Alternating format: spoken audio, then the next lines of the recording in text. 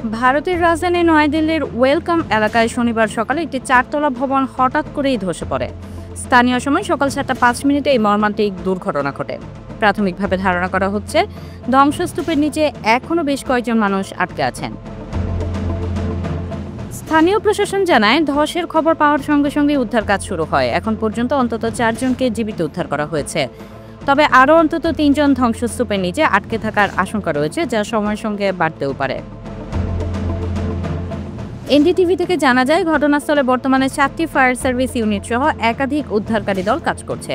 স্থানীয়রাও উদ্ধার কাজে অংশ নিয়েছে। উদ্ধার কাজে নিয়োজিত এক কর্মকর্তা জানান, সকাল 7টার দিকে আমরা ভবন ধসের খবর পাই। সঙ্গে সঙ্গে উদ্ধারকারী দল পাঠানো হয়। ধসে পড়ার কারণ এখনও নিশ্চিতভাবে বলা যাচ্ছে না।